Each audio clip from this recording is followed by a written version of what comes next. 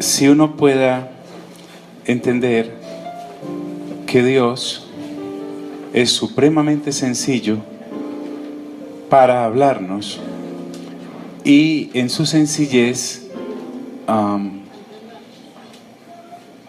los hombres, la raza humana, se siente como que es demasiado fácil entender a Dios, entonces se complica. ¿Por qué se los digo?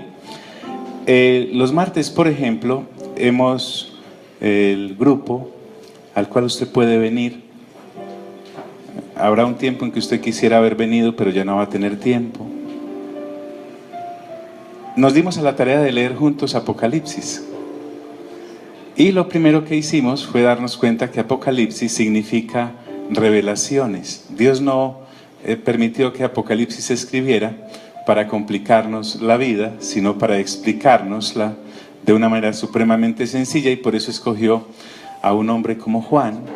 No era un erudito, no era un estudioso, era un pescador sencillo, lleno del Espíritu Santo, que describió todo lo que veía de una manera tan sencilla que hoy, que me di a la tarea casi que suicida, según mis últimos descubrimientos, de leer un comentario acerca de Apocalipsis, tuve que cerrar cuando iba en el capítulo 7, porque definitivamente todos los que han escrito algo sobre Apocalipsis tratan de explicar lo que no es necesario explicar, porque es tan sencillo que está ahí.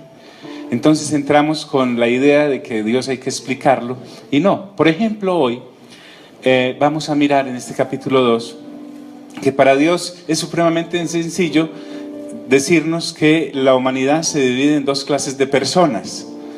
Unos son los judíos y otros son los gentiles. No hay nada más bajo el cielo. En algún lugar de esos dos grupos, usted y yo estamos. Por ejemplo, yo tengo muy claro que soy del pueblo gentil, redimido por la sangre de Jesucristo, y que pertenezco a la iglesia de Dios entre los gentiles. Entonces, hay muchas razas, y hay muchas lenguas, y hay muchos idiomas en el planeta Tierra, pero desde el punto de vista que vamos a ver la situación a partir de este capítulo 2, para Dios solo hay dos grupos entre los seres humanos. Unos son, ¿quiénes? ¿Los qué? Los judíos, y luego los gentiles, ni siquiera por prioridad, sino porque así es más fácil entender la cosa. En el capítulo 1 observamos que hay 21 maneras en las cuales el hombre puede desagradar a Dios.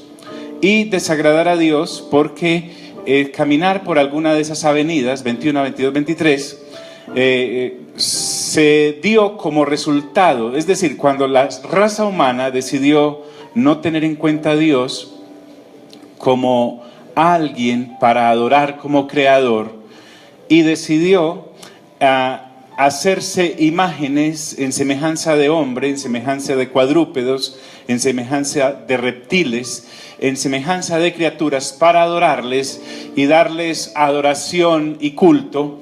Entonces Dios se desentendió de la humanidad. Diga conmigo, se desentendió. Fuerte, se desentendió. Y nos dio un pago. El pago fue: caigan en su propia mente entenebrecida y en sus propios argumentos de oscuridad, y esa es la retribución que les he dado. De manera que el apóstol Pablo comenta uno de los o dos de los pecados que había de moda en esa época, al igual que hoy, y era que la mujer, dejando el uso natural de su cuerpo, se encendió hacia otras mujeres, y el hombre, dejando el uso natural de su cuerpo, se encendió con otros hombres. Pero además de eso, dice que los envidiosos se dedicaron a la envidia, los ladrones se dedicaron a robar, los desobedientes a los padres se dedicaron a desobedecer, los inventores de males a idear cómo descubrir, cómo volverse más perniciosos, imagínense esa palabra. Entonces, el asunto es acá que cuando llegamos al capítulo 2, toda la humanidad, definitivamente, cada uno de nosotros, transitamos por una, varias y si no por todas las autopistas que acaba de enumerar el apóstol en el capítulo 1. ¿Está conmigo en el hilo de pensamiento? ¿Están conmigo? Sin embargo, hay una cosa que se llama el juzgar a los demás. Entonces, los seres humanos, además de hacer el mal y dedicarnos a él como retribución a habernos alejado de Dios, también nos somos muy simpáticos, por eso colocamos esas manitos. Y es que vemos nuestras manos limpias, pero vemos las manos sucias de los demás, las nuestras jamás. Entonces, algunos seres humanos se dedican o nos dedicamos a juzgar a los que caminan sobre esas 23 autopistas que usted puede leer en el capítulo 1. Y entonces empieza a decir una franja de los seres humanos, ¿ve? Mira aquellos ladrones, mira aquellos envidiosos, mira aquellos fornicarios, mira aquellos adúlteros, mira aquellos asesinos, mira aquellos inventores de males, mira aquellos dedicados a pervertir su cuerpo en el aspecto sexual usándolo como no es, etcétera, etcétera, etcétera. Cuando comienza entonces el capítulo 2, lo que el pensamiento del Espíritu Santo trae a través del apóstol Pablo es sencillo. Todos y cada uno de los seres humanos en todas las generaciones, a partir de papá Adán y mamá Eva, transitamos por uno o varios de esos caminos. No importa la edad, la tecnología, si era en la época de las cavernas o en la actualidad. Pero empezamos entonces a mirar el sucio que hay en el ojo de los demás, la viga, y no echamos de ver la rama, el tronco que hay en nuestros ojos. ¿Me hago entender? ¿Aló? ¿Me hago entender? Mira del lado, dígale, ay, ay, ay. En este capítulo 2, entonces, el apóstol comienza con una afirmación tremenda y dice: por lo cual eres inexcusable. Diga conmigo, soy inexcusable. O sea, cada vez que tú o yo sentamos la tentación de levantar el dedo contra lo que está haciendo alguien, quiero que si usted pudiera dedicarle un tiempo, sé que se sabe muchas canciones como yo me sé por como 3000 vallenatos, por ejemplo, de tanto haberlos escuchado.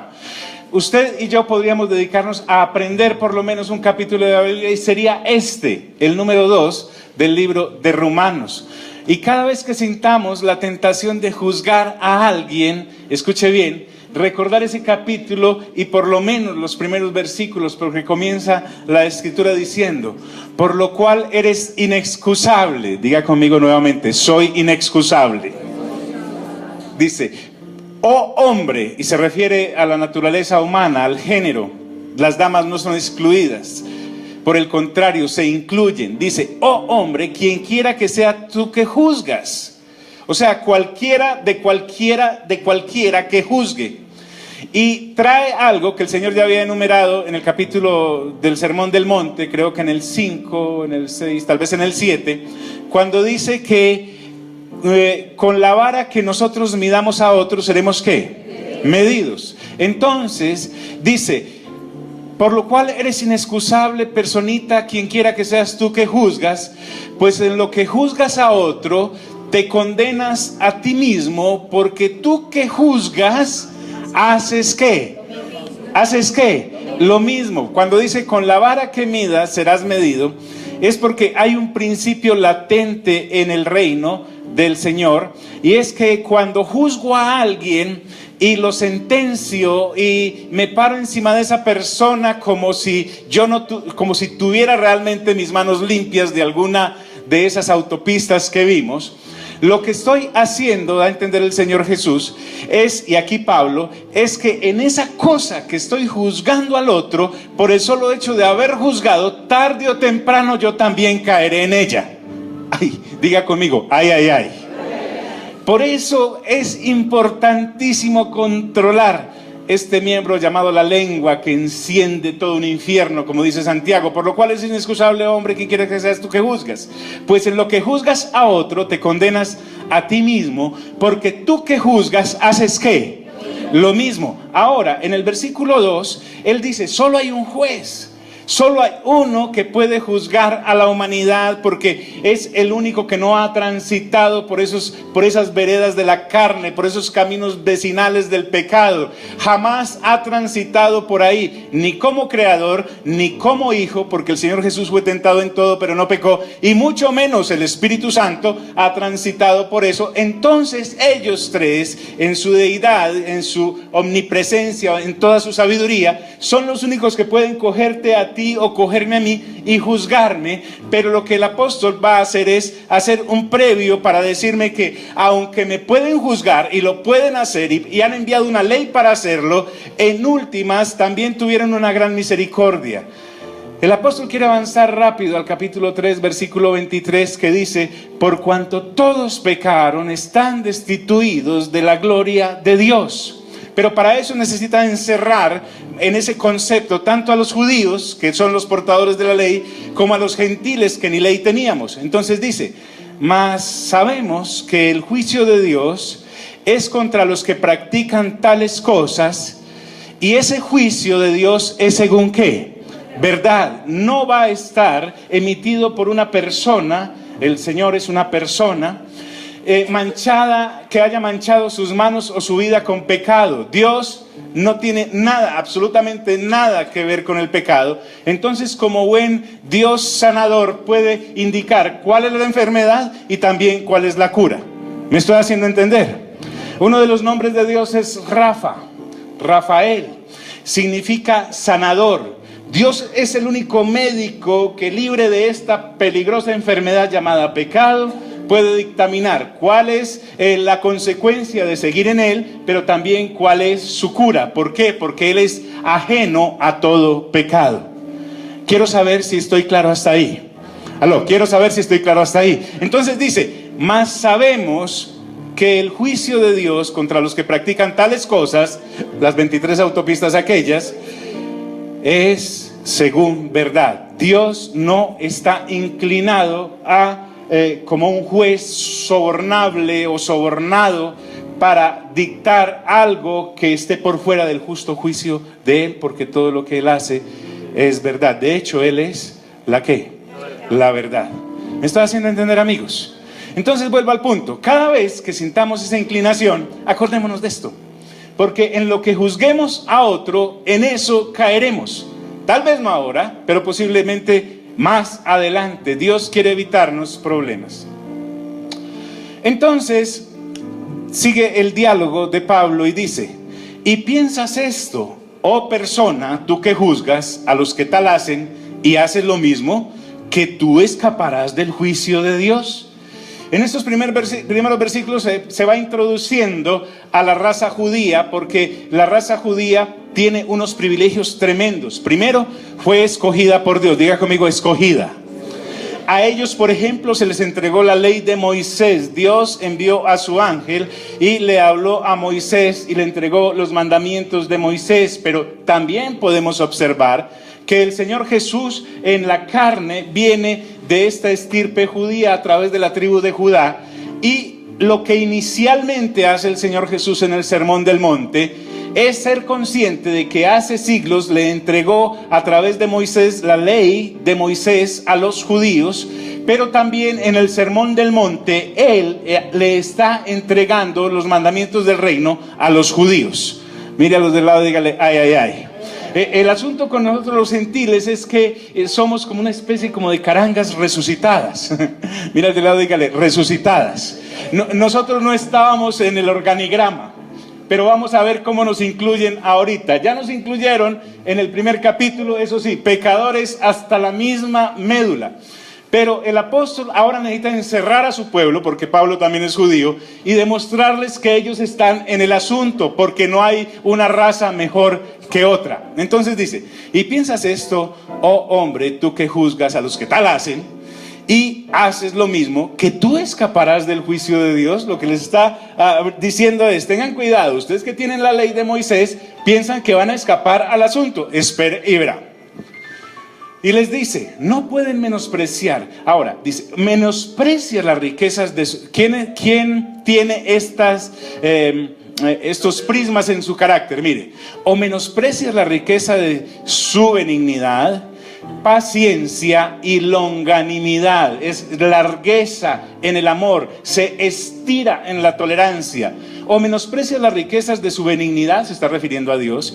Paciencia, Dios ha sido paciente. El apóstol Pedro en el capítulo 2 de una de sus cartas dice, algunos piensan que Dios se tarda porque no existe o porque dijo mentiras. Y lo que concluye Pedro es, no, es en su longanimidad, en su eterno amor y en su paciencia, está esperando a que más gente se arrepienta y por eso ha retardado su segundo regreso.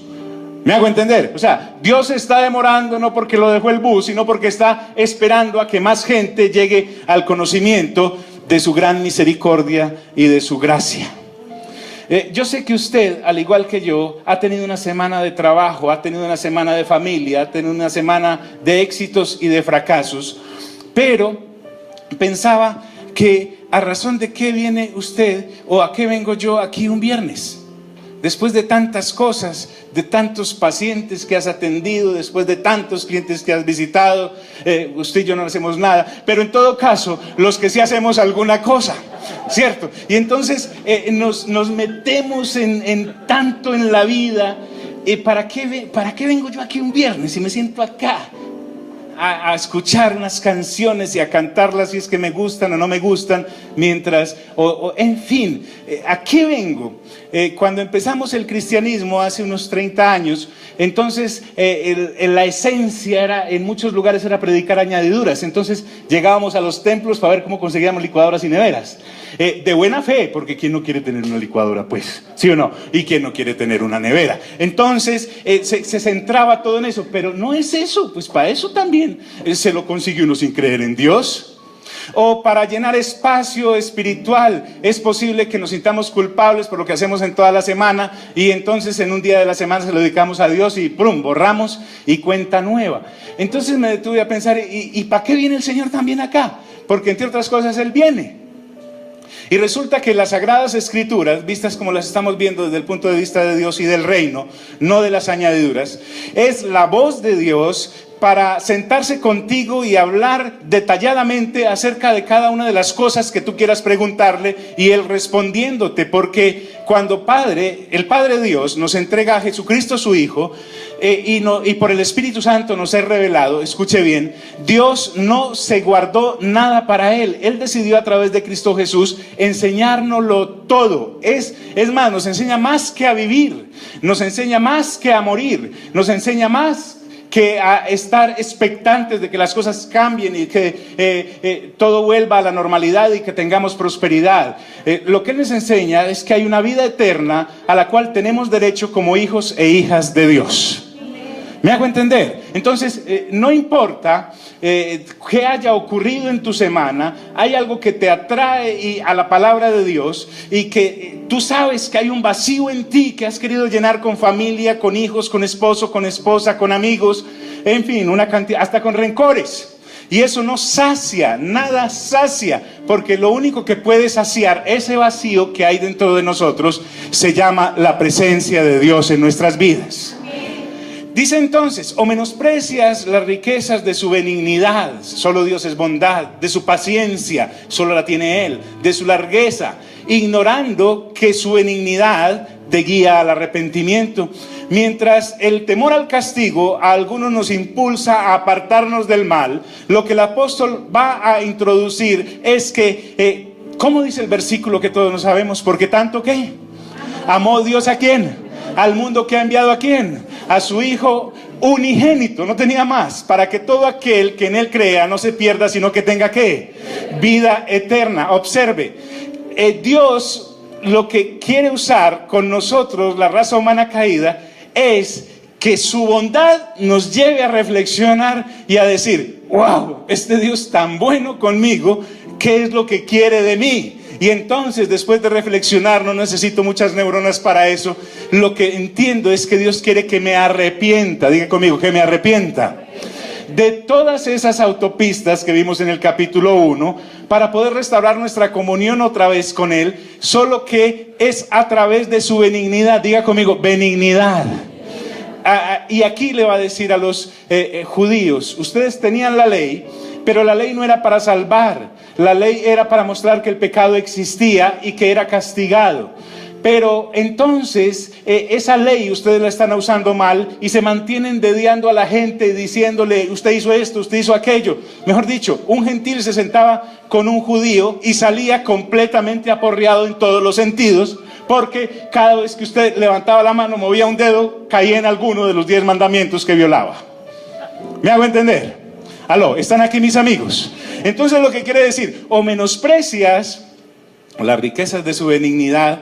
Usted pregunta: ¿y por qué se emociona tanto? Le digo: no sé, hermano, pero me emociono porque es ver la grandeza de Dios meterse en nuestro pequeño cerebro y hacernos sabios para la salvación que viene de Dios y solo está en Cristo Jesús. Dice: o menosprecias las riquezas de su benignidad, paciencia y longanimidad, ignorando que su benignidad te guía al arrepentimiento. Es decir, de esto tan bueno sí dan tanto. Esa es la conclusión. O sea, Dios vez tras vez te dice: Carlos, Dios te dice: Nora, Dios te dice: Erika, y está ahí siempre contigo y no te abandona. ¿O no cantábamos ahora? Tu fidelidad, ¿qué? Es grande. Otra vez: tu fidelidad, ¿qué es? Incomparable. Y uno dele a la tula y dele y defráudelo, y el Señor cada vez como que más fiel y más fiel con uno, hasta que uno dice: no paga seguir pecando, le voy a hacer caso a la benignidad de este Dios que me sigue amando a pesar de mí. ¿No ha pasado usted a veces por el espejo y dice: me caigo gordo? Usted, no sé si a usted le pasa, pero ni yo me aguanto a veces. Y Dios en su fidelidad. Ahora, ¿qué ocurre? ¿Por qué soy así? ¿Por qué juzgo? ¿Por qué me creo bueno y a los demás malos? Dice: pero por tu dureza. Diga conmigo: mi dureza. Y dice: y tu dureza de corazón, ¿no qué? No arrepentido. Diga conmigo: dureza de corazón. Entonces, acá corazón implica todo el proceso de pensamientos, todo el movimiento intelectual que hay dentro de mí, que a veces ni lo sé explicar, pero Dios me está diciendo que todo eso que es mi personalidad está endurecida. Y entonces dice que esa dureza de mi corazón, y habla, cuando el escritor habla de corazón, no está hablando de está hablando de esa personalidad que te hablo, de tu alma. Está hablando y trae en algunos pasajes de la escritura el significado de riñones, que es donde está todo el proceso de limpieza. Lo que está diciendo es que mi interior, mi sensibilidad y el amor hacia los demás está como una piedra, está encallecido. Es como cuando a uno le salen callos en algún lugar y eso le impide tener sensibilidad en esa parte de la piel, y eso se llama corazón no arrepentido. Diga conmigo: no arrepentido.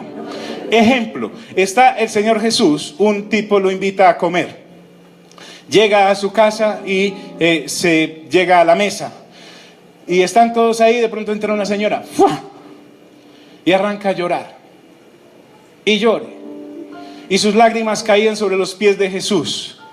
Y entonces no llevó trapito para limpiarlo, y como era de pelito largo, se puso a secarle los piecitos con el cabello, y se los vio tan lindos que se los empezó a besar. Entonces el que lo invitó, que era un hombre con dureza de corazón no arrepentido, llega y se queda mirando y piensa. Diga conmigo: piensa. O sea, él no dijo en voz alta, se parece mucho a nosotros. Pensó y dijo: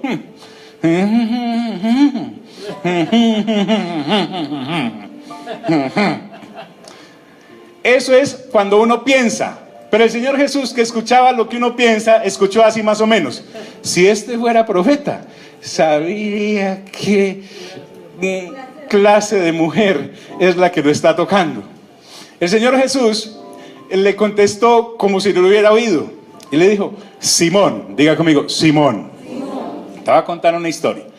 Fíjate que había un señor que le debía 500 a alguien, y otro alguien a ese también le debía 50. Un día este acreedor se levantó de buena gana y los perdonó a los dos. ¿Cuál crees de los dos que lo amará qué? Más. Entonces Simón dice: pues el de 500. Y dijo: muy bien, muy bien. entré a tu casa y no me diste beso. Y aquí en el oriente todos nos damos besito. Y esta mujer no ha hecho sino besarme los pies. No me diste agua con todo ese pantanero porque estamos en invierno para lavarme los pies. Y esta mujer con sus lágrimas me los ha lavado. Y ni siquiera me diste toallita para secármelos. Y ella con sus pies, mira cómo tiene ese cabello, con su cabello, mira cómo tiene ese cabello lleno de barro porque yo vine muy empantanado. Me lo secó con sus cabellos. Entonces te digo, Simón, al que más se le perdona, ¿más qué? Más ama. La gente más linda en este caminar, escuche, es el que ha sido más torcido, la que ha sido más despelucadora, la que ha estado ahí en el mismísimo barro. Ese hombre, esa mujer, cuando se enfrenta a la misericordia de Dios que le ha perdonado todo, ama. En cambio, a los tipos Simón, que se creen buenos, que tienen un corazón ¿qué? ¿Un corazón qué? No arrepentido, ¿sí? No arrepentido, se mantienen juzgando. Es que mírelo, mírela, etcétera, y véalo ahí, etcétera, y boom. Entonces dice, pero por tu dureza y por tu corazón no arrepentido, mire, hay gente que ahorra, pero mal. Atesoras para ti mismo ira para el día de la ira y de la revelación del justo juicio de Dios. Mírale al lado, dígale, ay, ay, ay. Ahora, dice, ese Dios que es justo y su juicio es según verdad, ese Dios pagará a cada uno conforme a sus obras. Entonces yo me imagino esa fila. Uno va ahí en la fila del juicio según las obras. Ahí si uno en esa fila ya no va a echarle, ¿verdad? Porque uno sabe que van es por los de uno. ¿Sí me hago entender? Entonces dice que hay un momento. Pablo está encerrando a toda la humanidad bajo convicción de pecado, porque para que uno arrepentirse primero necesita saber qué está haciendo mal.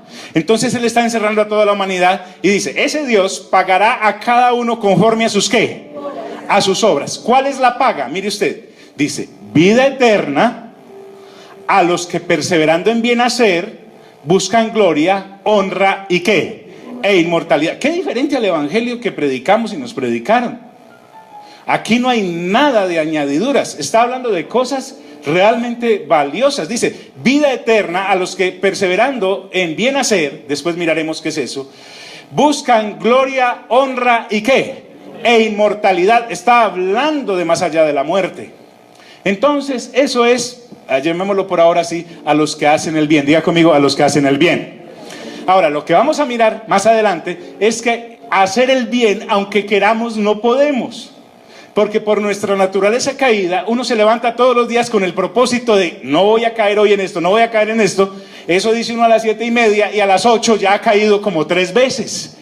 Pablo más adelante dice, miserable de mí, no me entiendo. En mi mente está hacer el bien, pero en mis miembros no. Así que lo que quiero, eso es lo que dejo de hacer. Y lo que no quiero, eso es lo que hago. ¿Quién me librará, dice Pablo, de este cuerpo de muerte? Vida eterna a los que perseverando en bien hacer buscan gloria, honra e inmortalidad, pero, diga conmigo, pero hay otro pago. Ira y enojo a los que son contenciosos, peleadorcitos, y no obedecen a la verdad. Pilato dijo, ¿y qué es la verdad? Y no dejó que el Señor le respondiera. ¿Qué es la verdad? Sino que obedecen a la justicia, a la injusticia. Entonces hay gente justa y hay gente injusta. Ahí va. Más paguito, dice, tribulación y angustia sobre todo ser humano que hace lo que. Acuérdese que nos acaba de enumerar 23 autopistas. Y aquí viene la sencillez de Dios. Solo hay 2 clases de seres humanos en este planeta: los judíos y los griegos. O sea, los que son del pueblo de Dios y los que no son del pueblo de Dios. Y Pablo dice, el judío primeramente, y pone primero a los judíos, y también al griego, donde entramos usted y yo. Y dice, pero gloria, honra y paz a todo el que hace lo bueno. Y les dice, al judío primeramente y también al ¿qué? Al griego. O sea, que hay pago para el injusto sea judío o griego, y hay pago para el justo, sea judío o griego. Ahí ya el Espíritu Santo en 2 capítulos nos cuadró a todos. Y entonces viene algo que uno trata como de hacerlo, pero en el corazón de todo ser humano hay cierto arribismo. Porque, créalo o no, todos nos creemos mejor que alguien. Puede que uno se crea inferior que alguien, pero de ahí para abajo también hay gente. Sin embargo, Dios y el juicio de Dios es ¿según qué? ¿Según qué? Ay, no, me va a tocar volver a empezar. ¿Según qué? Según verdad. Lo salvó Romy. Dice la Escritura: porque no hay acepción de personas para con Dios. Es decir, no hay rosca. Si es judío, no hay rosca. Si hay griego, no hay rosca. Eso significa no hay acepción de personas para con Dios. Uno siempre hace acepción de personas. Ahí usted está en la fila del banco y de pronto debe llegar a un amigo o a una amiga suya. Tiene pues que ser muy así. ¡Ey! ¿Sí la trajiste? ¿Qué? La consignación. Y te pasas toda esa gente y llegas allá. Estás atendiendo en una oficina y entra un amigo, de alguna forma le haces la ceñita para que pase. Eso es ser acepción de personas. Si eso es en una fila, imaginen el resto de la vida. Entonces Dios me dice: en la fila mía no hay acepción de personas, a cada uno según lo suyo. Ay, pero es que mi marido ora mucho. Su marido. Ah, pero es que mi mujer es muy buena. Su mujer. Ay, pero es que mis hijos no matan una mosca. Sus hijos. Estoy hablando es con usted. Y ahí es donde uno dice: ay, Dios. Hay un momento en que ese momento nos llega. Ahora, entonces, ¿cómo ha de juzgarme a mí Dios si no tengo la ley? Si soy gentil. Porque para los judíos, bien, por lo menos ellos las tenían y sabían por qué se iban a condenar. Pero yo, ¿por qué si yo no conozco la ley? Entonces Pablo dice, ¿están aquí, amigos? Mira lo que dice: porque todos los que sin ley han ¿qué? Sin ley también ¿qué? Todos los que sin ley han pecado, sin ley también perecerán. Ahora, note esto. ¿Cuál es la paga del pecado? La muerte. De Adán a Moisés, ¿había ley? ¿Había ley? No, pero la gente se moría, ¿sí o no? ¿Por qué? Porque ¿cuál es la paga del pecado?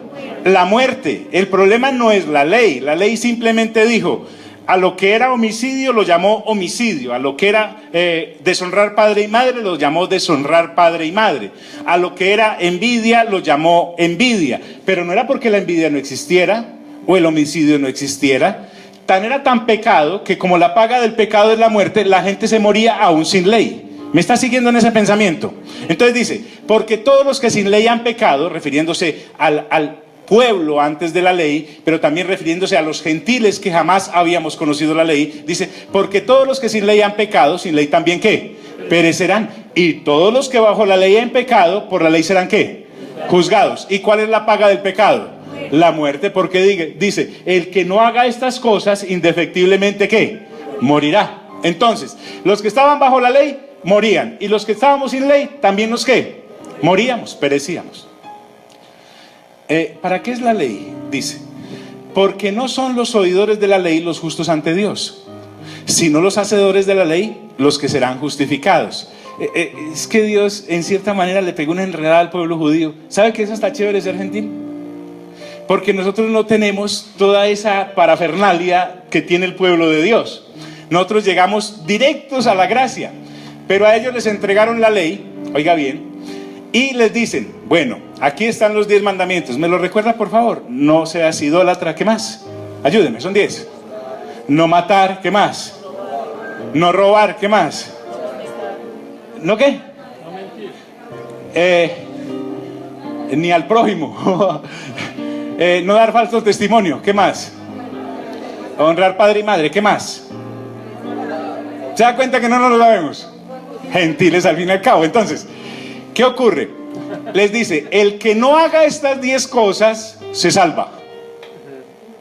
¿Correcto? Y dice, porque no son los oidores de la ley los justos ante Dios, sino los hacedores de la ley los que serán justificados. Y claro, ellos arrancaron desde Moisés a tratar de obedecer eso.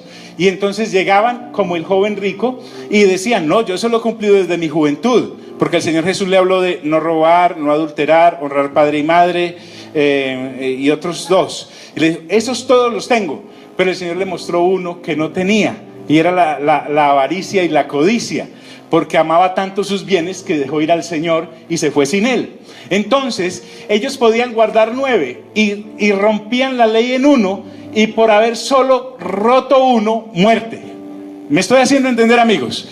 Entonces por eso dice Pablo, puedo guardar 9, pero si soy infractor en uno, dice Santiago, he quebrantado toda la ley. Por lo tanto, la paga de la ley para el que peca, ¿qué es?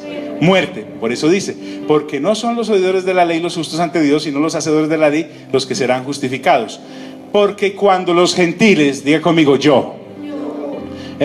hago la excepción, algún judío entre nosotros, pues de raza, de la tribu de Neftalí, por ejemplo, de la de Dan, de la de Aser, de la de Gad, de la de Benjamín, hombre, de la de José, pues, de la de Rubén, no hay ninguno, ¿cierto? Ninguno acá. Entonces este es para nosotros, dice, porque cuando los gentiles que no tienen ¿qué? La ley de Moisés, hacen por naturaleza lo que es de la ley, porque es que Dios tal vez no nos haya hecho judíos, pero no nos hizo brutos.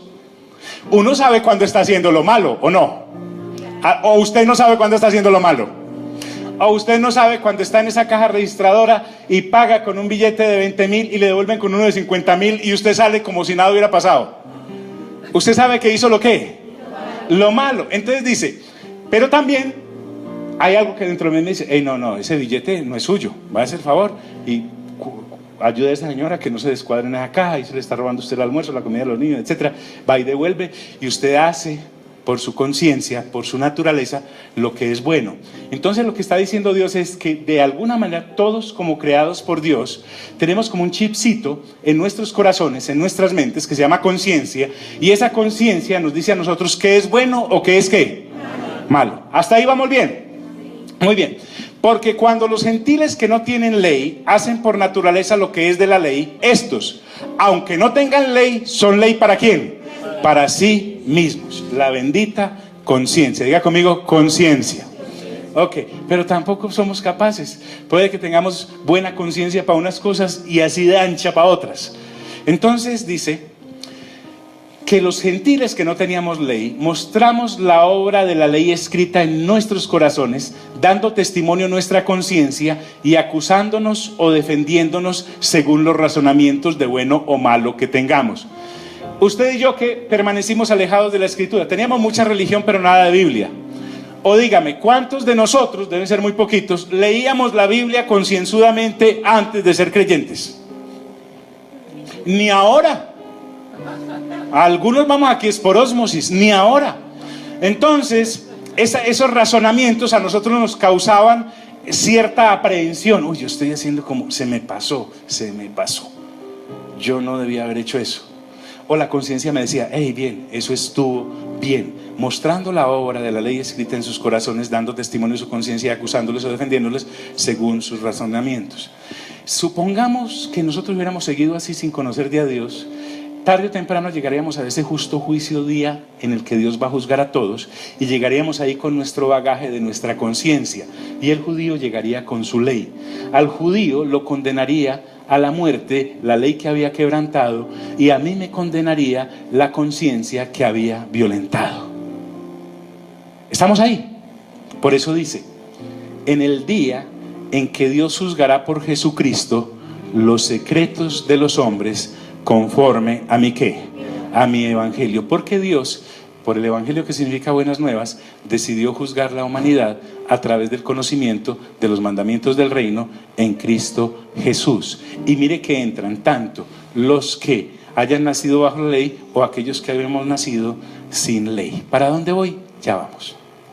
Ahora, entonces, como en el capítulo 1, diga conmigo el capítulo 1, fuerte, el capítulo 1.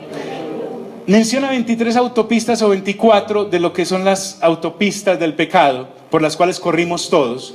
Pero aquí en el capítulo 2, Pablo, que es judío, agarra a los judíos en su misma salsa y les dice: he aquí, y volvemos como si fuera el versículo 1, tú tienes el sobrenombre de judío. Diga conmigo, judío. La palabra judío significa verdadero adorador. ¿Recuerdan el momento en que Jesús estaba con la samaritana en el pozo? Ellos tenían una discusión teológica y era dónde se adoraba. La mujer le dijo: los judíos dicen que se adora allá en el monte de Jerusalén, pero nosotros decimos que acá. Y el Señor Jesús en el centro le dijo: llegará el día y viene la hora en que los verdaderos adoradores adorarán al Padre, ¿en qué? En espíritu. Diga conmigo, en espíritu y en verdad. O sea, lo que le dijo es: ni en este monte ni en aquel. Se está levantando una nueva raza, llamémosla así, de hombres que pueden ser judíos de origen o pueden ser gentiles de origen, pero van a ser un nuevo pueblo, y ese nuevo pueblo, nacido de nuevo, porque habrán creído que el único Dios verdadero envió a Jesucristo su Hijo, para que todo aquel que en él crea no se pierda, sino que tenga vida eterna. Entonces serán sellados con la presencia ¿de quién? Del Espíritu Santo. El Espíritu Santo les enseñará a adorar al Padre en espíritu y en ¿qué? Y en verdad, es decir, los enseñará a caminar en las 9 autopistas del fruto del Espíritu de Gálatas capítulo 5, versículo 22. ¿Estamos acá? Eso no lo saben ni los judíos que tienen la ley, que solo han nacido una vez, ni los gentiles que no tienen la ley, que solo han nacido una vez. Él solo sabremos aquellos, sean judíos o gentiles, que nazcamos ¿por qué? Por segunda vez. Muy bien. Menos mal, creí que me iba a tocar repetir. Entonces dice: he aquí, tú tienes el sobrenombre de judío y te apoyas en la ley. Aquí agarra con ellos. Y te glorías en Dios, pueblo de Dios. Y conoces su voluntad, porque Dios se la había expresado en Moisés. E instruido por la ley, apruebas lo mejor. El menú de los judíos, exquisito. Inclusive para sus comidas diarias. Lo que para usted y para mí es un simple frijol o un marrano, ellos pasan todo eso por un sedazo que se llama una ley de higiene que ellos mantienen, que tienen que tener ciertas normas de calidad para poder inclusive comerlas. No solamente se refería a ese menú natural de alimentos, sino que tienen el mejor menú. Si usted mira la tabla de Moisés, eso es como ir al mejor restaurante. Dice: no matarás. Dice: no robarás. Dice: no idolatrarás. Y ahí está al lado de acá el precio. El que no, ¿la qué? La muerte. Entonces dice: y conoces su voluntad. Claro que conocen la voluntad de Dios. Y son instruidos por la ley, aprobando lo mejor. Claro que tienen la ley de Moisés. Y confías en que eres guía de ciegos, porque además ellos son la lámpara de las naciones, porque tienen la palabra de Dios. Pero tienen un pequeño problema, y es que la van a obedecer y no ¿qué? Y no pueden. ¿Por qué? Porque no han nacido sino ¿cuántas veces? Una. Por lo tanto están en la carne, y la carne solo da frutos de carne. Ellos tenían el excelente plato y el excelente menú, pero seguían comiendo grasa trans. Me imagino que se dice así. Una cosa muy horrible, ¿cierto? Muy bien. Ok, entonces, y conoce su voluntad e instruido. Amigos, ¿están aquí? Y conoce su voluntad e instruido por la ley a probar lo mejor. Y confías en que eres guía de los ciegos. Diga conmigo, guía. Imagínese el guía y con en una oscuridad tremenda y sin lámpara, o con la lámpara apagada. Luz de los que están en tinieblas. Mire cómo los alaba. Instructor de los indoctos, maestro de niños, que tienes en la ley la forma de ciencia y de la verdad. Tú pues, le dice al judío, que enseñas a otro, ¿no te enseñas a quién? A ti mismo. Tú que predicas que no se ha de hurtar, hurtas. Porque recuerde, un judío podía cumplir 9, pero si hurtaba, se había hecho acreedor a la muerte. Y dice: tú que dices que no se ha de adulterar, ¿qué? Adulteras. Tú que abominas de los ídolos, porque un judío no es idólatra, cometes idolatría o sacrilegio. Entonces esto es una bofetada tremenda para el pueblo judío, porque recuerde que lo que Pablo está haciendo, a pesar de ser el judío de la tribu de Benjamín, circuncidado al 8º día, fariseo por secta, irreprensible en cuanto a los mandamientos de esa secta, perseguidor de la iglesia de Dios en su celo, él mismo sabe de lo que está hablando. Porque más adelante Pablo confiesa que el beriberi de él era la codicia. Diga conmigo, la codicia. Pablo dice, no conocí la codicia sino cuando la ley me dijo, no codiciarás. Y entonces Pablo se veía codiciando, él no dice qué, pero se veía codiciando, y él, que era irreprensible como fariseo, sabía que era pecador y había violentado la ley. ¿Por qué qué? Porque codiciaba. Por eso él está diciendo al pueblo judío, listo, no es que ustedes tienen la ley, ustedes tienen el carro que es, pero ¿lo saben manejar? No. ¿Qué sí lo sabemos manejar? Que no, se los demuestro. Vea, ustedes enseñan que no han de hurtar, y cuando nadie lo está viendo, hurta. Ustedes enseñan que no se deben tener ídolos, y por allá tienen unos guardaditos. Ustedes enseñan que, y fuera de eso viene el Señor Jesús, porque estamos hablando de una iglesia que ya está instituida en Roma. Pablo les está escribiendo a los romanos, les está enseñando cómo es la vida, para que vienen un viernes, y no es para ocupar tiempo, sino para descubrir la madurez que Dios nos está dando en Cristo Jesús a través del Espíritu Santo. Les dice, esto es así de sencillo. Ni los que tienen la ley son capaces de cumplirla, porque el único que puede cumplir la ley es el mismo Dios en Cristo Jesús, Señor nuestro. Eso es lo que va a decir. Tú que te jactas de la ley, con infracción de la ley, deshonras a Dios. Y usted no ha dicho, no, ¿ha oído ese dicho? Luz de la calle, ¿y qué? No, es al revés. En casa de herrero, asadón de palo.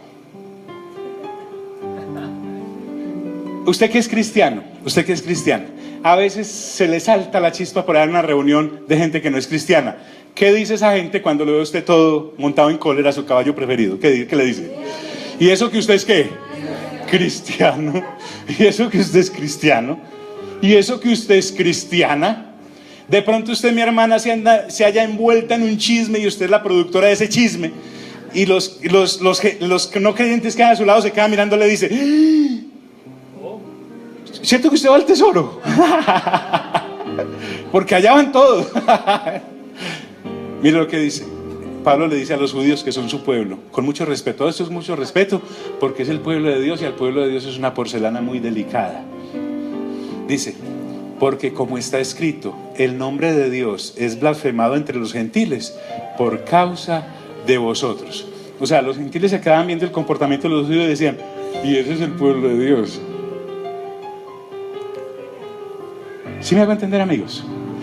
Y avanza diciendo, quiero terminar este capítulo hoy para poder entrar al 3. Pues en verdad la circuncisión aprovecha si guardas ¿qué? La ley. Los judíos, hombres, se hacían una señal en el prepucio y cortaban de tal manera que para hoy en la actualidad eso es un acto de higiene, pero para los judíos era un pacto. Diga conmigo, pacto. Dios le dio a Abraham el pacto de la circuncisión. Escuche pues.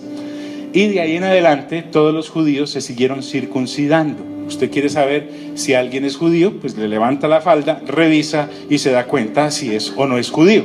¿Vale? Pues en verdad la circuncisión aprovecha, porque esa era como la firma del contrato ya vaciado. Entonces dice, pues en verdad la circuncisión aprovecha si guardas ¿qué? ¿La qué? La ley. Pero si eres transgresor de la ley, tu circuncisión viene a ser ¿qué? Incircuncisión. Duro. Este Pablo es durísimo con su pueblo, porque le acaba de decir, ustedes, el judío circunciso que viola la ley es como un gentil. Y decirle a un judío gentil es como mentarle la madre. Entonces Pablo lo que está diciendo es, ustedes se jactan de la ley, se circuncidan el prepucio, y fuera de eso la rompen, entonces son iguales a los incircuncisos, porque la circuncisión solo vale cuando guardas ¿qué? La ley. Si pues el incircunciso, o sea los gentiles, guardar las ordenanzas de la ley, no será tenida su incircuncisión como circuncisión. Es más judío el que no es judío y guarda por su conciencia lo que por naturaleza es ley, aún sin tener circuncidado la señal física. Y el que físicamente es incircunciso, pero guarda perfectamente la ley, te condenará a ti, que con la letra de la ley y con la circuncisión eres transgresor ¿de qué? De la ley. Un abogado, eso es lo que es Pablo ahí, utilizó la dialéctica de aquellos hombres que están en un juicio defendiendo a alguien, y en este momento con un abogado así, pues ¿para qué? ¿Para qué fiscal? Sí, los acaba de meter todos en la misma paila, ¿sí o no? Los judíos pensaron, no, como Pablo es judío, espere y verá la tanda que le va a dar, porque recuerde que en Roma había judíos cristianos en esa iglesia y había gentiles cristianos en esa iglesia. Cuando él manda la carta y da esa introducción del capítulo 1 y los primeros capítulos, los versículos del capítulo 2, los judíos cuando la empezaron a leer empezaron a brincar y dijeron, vio, ganamos nosotros, ganamos. Ahora se les voltea del todo y les dice, y el que físicamente es circunciso pero guarda perfectamente la ley, te condenará a ti que con la letra de la ley y con la circuncisión eres transgresor de la ley. Pues no es judío, entiéndase, verdadero adorador, el que lo es exteriormente, sepulcro blanqueado, les dijo Señor Jesús, ni es circuncisión la que se hace exteriormente, ¿en dónde? En la carne, ahí, sino que es judío el que lo es en el interior. Y la circuncisión es la del corazón. Por eso llaman a nacer de nuevo. De su interior brotarán ¿qué? Ríos de agua viva. Y la circuncisión es de la del corazón, en espíritu, con minúscula, en lo interior del hombre, no en letra. La alabanza del cual no viene de los hombres, sino de Dios. Qué hermosura esto, mire. Es lo que está diciendo, es que estos judíos llegaban a una reunión, todos se levantaban la falda y empezaban a gloriarse cada uno de la circuncisión que tenían en el prepucio. Ay, cómo te quedó bonita, ay, qué hermosura, mira, ay, qué no, pero qué belleza, ¿quién te la hizo? ¿Cierto? Esa es la alabanza que viene de hombres. Equivaldría a, ay, no mata una mosca, puros sepulcros blanqueados. Pero Dios mira dónde. La circuncisión del corazón, a ver si de verdad uno cortó con la mala higiene de la carne y del pecado. Ay, mire al de lado, dígale, ay, ay, ay. Entonces dice, sino que es judío el que lo es en lo interior, y la circuncisión es la del corazón, en espíritu, no en letra, la alabanza del cual no viene de los hombres, sino de Dios. Jesús dijo una vez, nuestro Señor Jesús dijo, gloria de hombres, no qué, no recibo. Y el Señor Jesús fue circuncidado al 8º día. María y José lo llevan al 8º día, de la tribu de Judá, perfecto en todo. Y mire que él no prefirió la alabanza de los escribas y fariseos y de los sumos sacerdotes que ministraban en el templo, sino que prefirió la de sus nuevos hermanos, los que habían nacido de nuevo, los verdaderos adoradores al Padre, que no solamente oyen la palabra de Dios, sino que hacen la voluntad de su Padre que está en los cielos. Pongámonos en pie, por favor.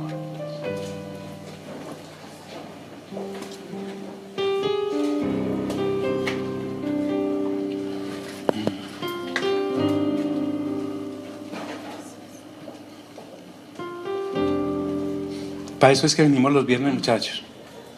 Niñas, para esto es que venimos los viernes.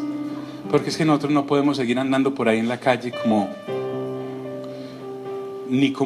a veces no andamos ni como gentiles ni como judíos. No necesariamente. Lo que quiero decirte es, nosotros estamos buscando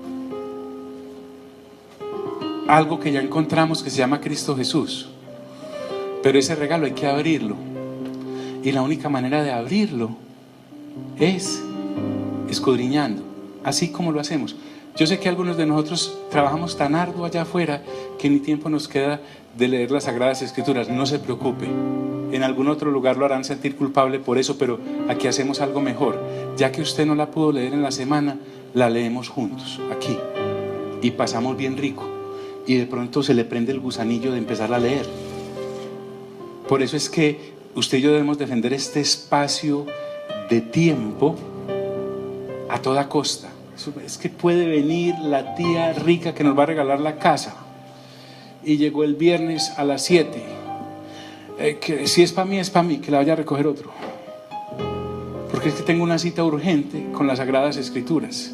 Me están esperando para adorar a Dios, mientras cojo el suficiente estado físico espiritual, permítame llamarlo así, de ser lo mismo aquí que en cualquier parte, porque la circuncisión que vale no es la que me digan que soy cristiano o cristiana, sino la del corazón, en donde Dios sabe mi interior y sabe si estoy haciendo lo como a Él le gusta o no. ¿Me hice entender, mis amigos? No es, Pablo no quiere llevarnos a la culpa. Ojo, no se vaya a quedar solo en esos 2 capítulos. Él nos va a dar una libertad gloriosa cuando lleguemos al capítulo 8. Vamos a brincar. Lo que yo quiero es que tú y yo podamos entender que Dios decidió hablarnos y no se ha guardado nada.